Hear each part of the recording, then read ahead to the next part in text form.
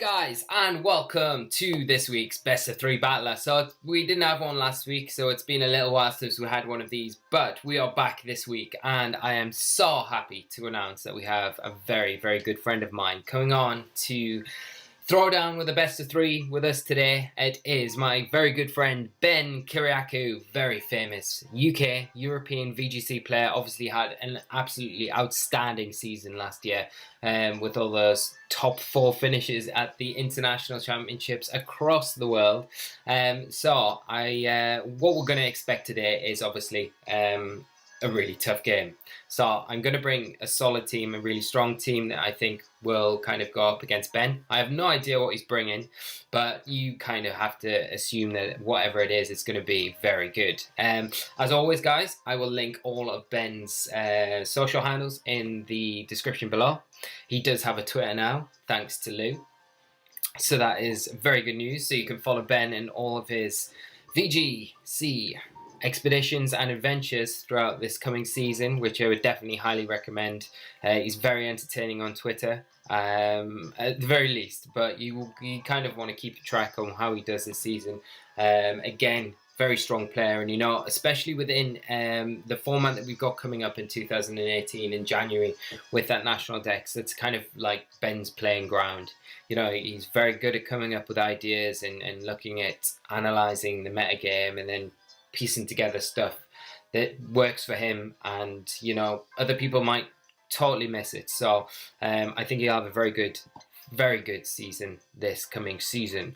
Today we're going to go with our Tapu Lele, Arcanine, Celesteela, Garchomp, Alola Ninetales and Xurkitree. So it was a bit of a take from Sam Pendel's World Championship team, and I took my Tapu Lele team and kind of combined the two together and made what we've got now. I have adapted a few changes from the last time we featured this on our Best of 3 Battler series, so we'll see how those go today. We've got a new Garchomp. It's a brand new EV spread that I've kind of put together with some changes as well to where Z moves are, where berries are and things like that. So let's see how we get into it. It's kickstart. So there he is, the man himself, G-Force, Ben Kyriakou. And just a big shout out to Ben as well for coming on the channel and doing our Best of 3 with us this week. It is a pleasure to have him back on the channel. And just to give you guys a little heads up, we have something planned that we're going to do in the coming weeks. So do stay tuned for that. And I'm not going to give anything out yet, but it should be really, really exciting, especially for the newer players in the format that have only played for maybe the last 2 years. It'll be really exciting, so do keep your eyes peeled for that. But we have our team previews up, and Ben has decided to run the Salamence, Celesteela, Buzzwole, Tapu Bulu, Politoed and Xurkitree. So very strong call. You've got the rain in there with the Politoed, Tapu Bulu terrain control. There's not much in speed control here, apart from maybe Bulldoze on the Salamence, Bulldoze possibly on the Celesteela is an option there. But outside of that, there's not a lot of speed control here. So same goes for our team though. We haven't got a lot of speed control options, but let's see what we can do. I don't know if I want to lead off with Ninetales, but I definitely want to try and get the Auroraville up at some point. We might be good leading off this first game. Arcanine. I don't know if I want to bring Garchomp. I might bring Celesteela and leave Xurkitree. Ooh. I'm going to bring Xurkitree because you've got the Tapu Politoed, which is that crazy Tapu that we never see that looks like a Toad. No, he's got the Politoed and the Celesteela that we need. I don't think we can just rely too heavily on Arcanine to deal with the Celesteela in a situation. I think we're going to need the Xurkitree. And also with that Dazzling Gleam, we can do decent damage to Buzzwole and Salamence with it as well. So we'll see how we get on this game. Again, this is game 1, so we are going to be more information gathering here. And then we'll try and see if we can get a squeaker result and then go on to game 2 with all that information that we do gather. We do see the Salamence and Xurkitree lead off for Ben. Salamence is going to get that Intimidate off, indicating it is faster than our Arcanine, and our Tapu Lele do get the Intimidate back onto both Ben's Pokemon, but they might primarily be physical type attackers, especially that Xurkitree there. So, now I am running Calm Mind on this Tapu Lele, so we could go for that right now. But we do put ourselves in a bit of a sticky situation if we see potential bulldoze come out, and we've got to keep in mind that Salamence could be a Z-move Salamence as well. The other things to keep in mind are that Circuitry could potentially have the Gigavolt Havoc as well. So I think what I'll do is I'm going to bulldoze and just protect with my Tapu Lele here. We're not going to be hitting the Salamence. So we're just going to see the Circuitry protect here. So we might just see a bulldoze come out from this Salamence here. But we'll protect our Lele for at least one turn. There's a bulldoze. So he's going to get his bulldoze off, and we made a little bit of a risky play there, but you know, we're not going to get any damage off this turn with our Arcanine, but the minimal damage that we do take there isn't too consequential.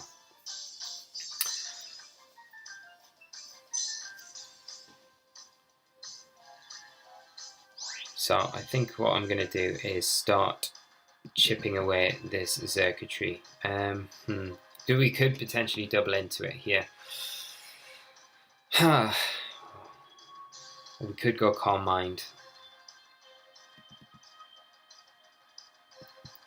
and go for a Flare Blitz into the Circuitry, which isn't a bad idea at all, because then we chip it, I guess. So let's do that. So Salamence withdrawing now. We're going to see Tapu Bulu hit the field. We'll probably see the Circuitry. You've got to imagine maybe go for a Tail Glow if it's got access to it. We see the Grassy Terrain take effect, overwrite that Psychic Terrain, and we're going to see a Gigavolt Havoc come out from this Circuitry. So huge damage. But who does he target into? Possibly the Lele, you've got to imagine here, maybe. Get rid of our terrain control completely. Probably not too worried about the Flare Blitz after they Intimidate onto the Arcanine, but see it into that Arcanine slot. It is enough to take us down, which is just crazy, because we are running a very bulky Arcanine here. Circuitry does get a Beast Boost as well, but we are going to get a Calm Mind up with our Tapu Lele.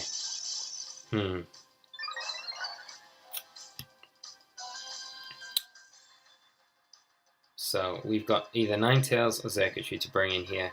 You've got to imagine as well that the Politoed's probably in the back. But I think we need to bring in our Ninetales. And do we go for the Aurora Veil here? That's the big question. Because it's so obvious that the Bulu switches out maybe for the Politoed that it's probably not worth our while going for it, where we could protect. And got Icy Wind, or we could just attack. What do we do? I think we Icy Wind here, to be honest, because we want to be outspeeding the Circuitry regardless.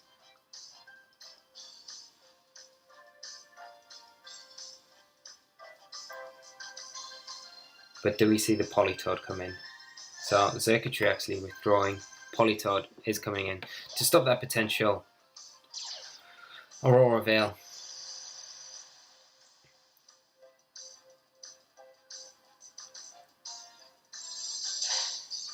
And we'll see where the Bulu targets into here. Do get that Icy Wind off. We do hit both targets, which is nice for just the speed control aspect of things. Do a decent amount of damage onto the Bulu. And a critical hit onto the Politoed. Huge damage. And we see a Woodhammer come out into the Tapu Lele here. So we know we are faster with Lele this next turn, so we could target into the Bulu. We could double into it, to be honest. We do have access to Freeze Dry, but I'm kind of tempted to just go for a Psychic and switch in Circuitry here.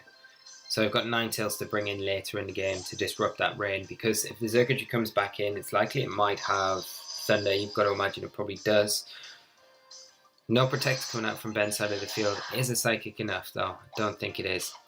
It's not. Okay, so just procking that berry. That's good information going into game 2, I guess. You see a Woodhammer come out into the Lele, but not enough either. And it will just proc our berry. So this is one bulky Lele as well. I did change the Lele setup, making it a lot bulkier.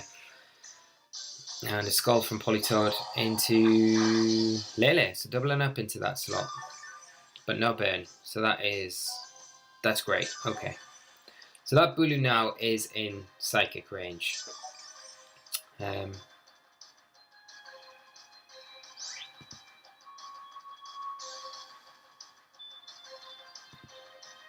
think what I'll do is go for...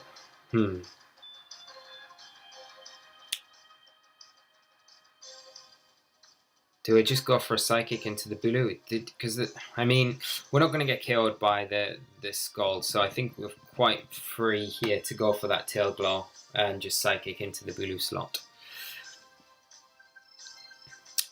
Like, the Politoed could stay in and go for a Scald into the Lele, but, as I say, I don't think it's going to be enough to pick up the Chaos. So we do get that Tail Glow off with Circuitry. And we will be able to get the Psychic into the Bulu and pick up the KO there. We don't mind the grassy terrain being up at the minute because it is kind of protecting our circuitry. Oh, but there's the play from Ben. Okay, so that's a really good play from him, locking us into that Tail Glow. Kind of forcing our hand to switch out this next turn. So, what are we going to see come in? And it is the Salamence. Okay.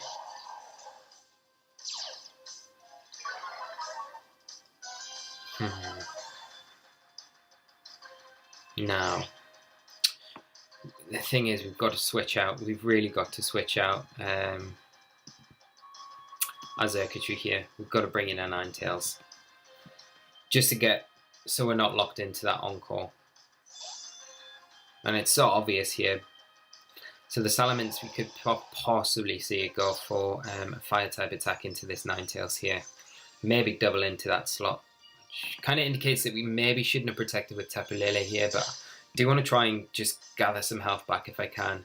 So it's just a Bulldoze coming out from the Salamence. Gonna hit the Politoed same time. Which I don't mind that too much. I mean, the Salamence is going to be faster than Ninetales this next turn.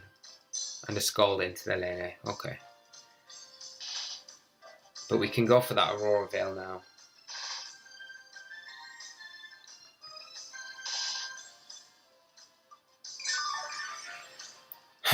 Okay. And I'm pretty confident that Ninetales should be able to take at least a Flamethrower from the Salamence. Grassy Terrain does disappear. I'm going to go for a Moonblast into the Salamence here, and I'm going to go for an Aurora Veil while I've got the opportunity to with Ninetales. Now the Politoed's out, we don't need to worry about it. Switching in to get rid of the hail, we can guarantee that we get this Aurora Veil up here. We just see the Salamence go for a Bulldoze, further reduce the speed of the Ninetales, Lele, and that Politoed.